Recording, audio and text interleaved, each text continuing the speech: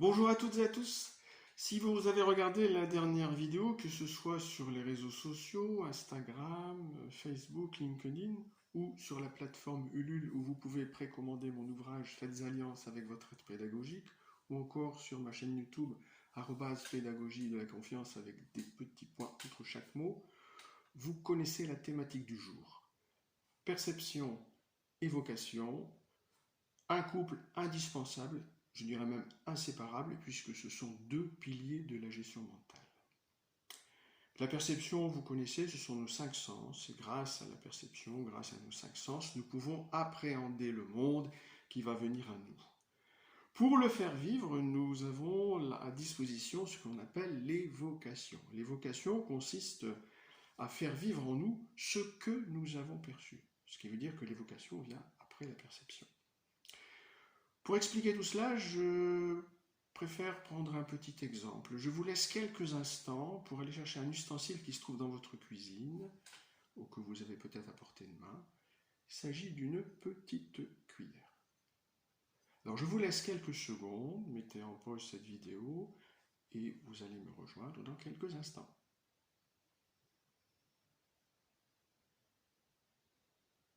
Voilà, vous êtes muni de cette petite cuillère. Je vais vous expliquer comment fonctionne ce passage entre la perception et l'évocation, et je ferai bien sûr un commentaire.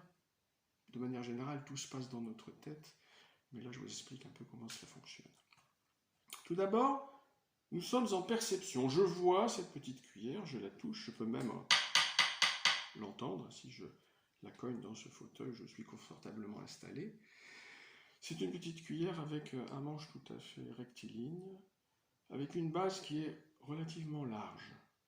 Et puis, il y a trois stries en forme de décoration qui représentent à peu près, allez, je vais dire 4/5 du manche. Et derrière, il y a une indication stainless, voilà, la marque. Donc là, je viens de décrire cette petite cuillère. Je vais passer maintenant à l'évocation, mais il est indispensable de faire disparaître notre objet de perception. Donc je vais cacher la petite cuillère, parce qu'on ne peut pas évoquer si l'on est en perception. Donc je la cache. Pour cela, permettez-moi, je vais fermer les yeux et commenter ce qui se passe dans ma tête. Tout de suite me vient une image de cette petite cuillère que je vais tout de suite animer. Je vais la faire tourner en haut, en bas, droite et gauche. Je repère une base large, je repère cette couleur argentée blanche, je repère les trois stries à hauteur du manche sur une proportion de 4/5 stainless. Je revois bien la marque de cette petite cuillère. Je réouvre les yeux. Je vais maintenant faire une autre évocation. Là, c'était une évocation qui était par l'image, qu'elle était fixe ou animée. Je vais faire une autre évocation par le biais du commentaire, car il faut savoir qu'il y a à peu près 80% de la population mondiale qui, lorsqu'elle évoque, voit des images, fixes ou animées, et donc 20% qui se font des commentaires. Et oui, ils ne voient pas d'images. Leur première langue maternelle évocative, si je puis dire, est le commentaire. Alors je vais me mettre dans cette situation de commentaire. Je vais refermer les yeux.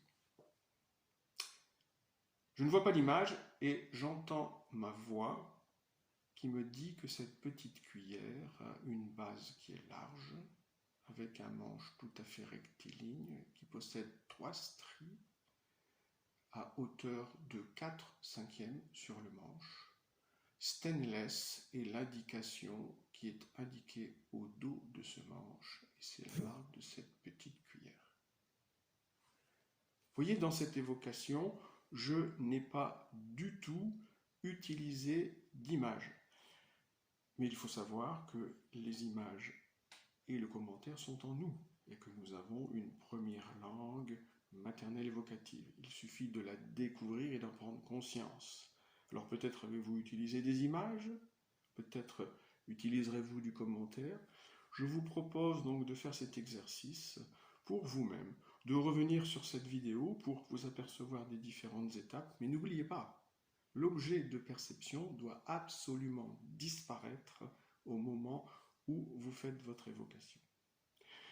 Voilà, je vous engage à, dans un premier temps, à utiliser des objets, mais vous pouvez utiliser des événements de votre vie, des situations de la vie de tous les jours. N'hésitez pas à pratiquer la perception et l'évocation. Et puis à revenir sur cette vidéo si vous souhaitez avoir toutes les étapes.